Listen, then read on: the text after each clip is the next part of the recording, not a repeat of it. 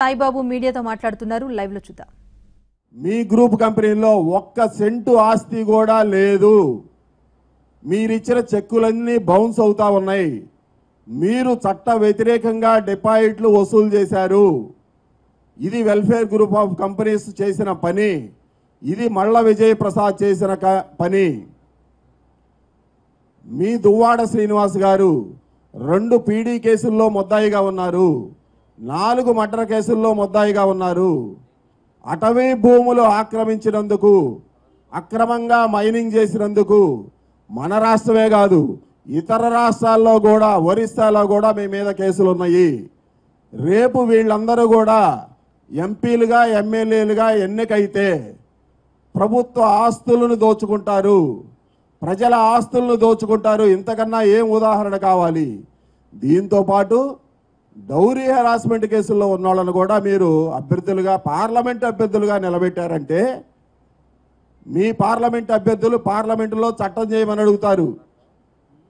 Dowry harassment నేరం కాదని చేయబోతారు.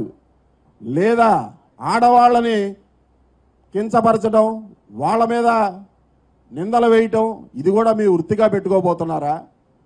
దయచేసి ఇది వైఎస్ఆర్సీపీ సమాధానం చెప్పాల్సిన అవసరం ఉంటుంది. ఇదే విధంగా నాకు కొంతమంది పాత్రికేయ మిత్రులు, వెల్ఫేర్ గ్రూప్ ఆఫ్ కంపెనీస్ డిపాజిట్దారులు కూడా కొంతమంది మాకు రిప్రజెంటేషన్స్ పంపించారు. మల్ల విజయ్ ప్రసాద్ ఆయన వెల్ఫేర్ గ్రూప్ ఆఫ్ కంపెనీస్ 2016లో సిబిఐ రైడ్ జరిగిన తర్వాత ఆఫీసు మొత్తం అన్ని తగలబెట్టారు. ఏ డిపాజిట్దారు యొక్క వివరాలు లేకుండా తగలబెట్టాడు. అక్కడ ఉన్న ఆస్తులు మొత్తం కూడా 2016 నుంచి 2019 జనవరి లోపు సొంత వారి పేరు మీద లేదా వైఎస్ఆర్సీపీ చెప్పిన వాళ్ళ పేర్ల మీద ఆస్తులన్నీ కూడా బదలాయించాడు. వెల్ఫేర్ గ్రూప్ ఆఫ్ కంపెనీస్లో 1250 కోట్ల రూపాయలు వెనక్కి ఇవ్వటానికి ₹1 కూడా ఆస్తి లేదు.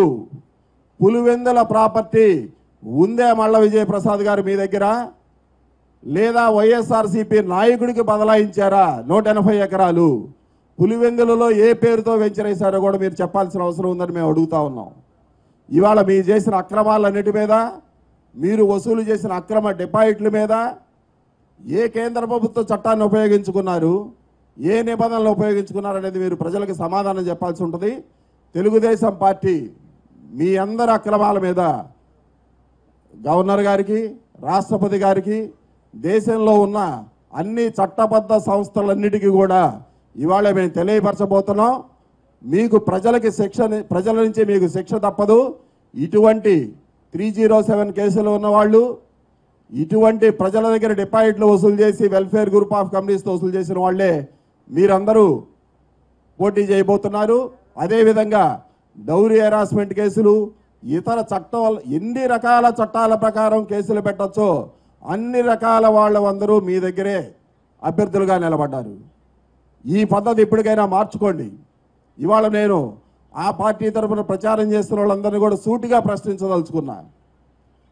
అగ్రిగోల్డ్ గురించో ఇంకో దాని గురించో మీరు మాట్లాడబోయే ముందు మీ అభ్యర్థిగా ఉన్న వెల్ఫేర్ గ్రూప్ ఆఫ్ కంపెనీస్ కింద 1250 కోట్ల రూపాయల డిపాజిట్లు ఎప్పుడు వెనక్కి ఇప్పిస్తారు జగన్మోహన్ రెడ్డి గారు? ముందు మీరు సమాధానం చెప్పండి దానికి.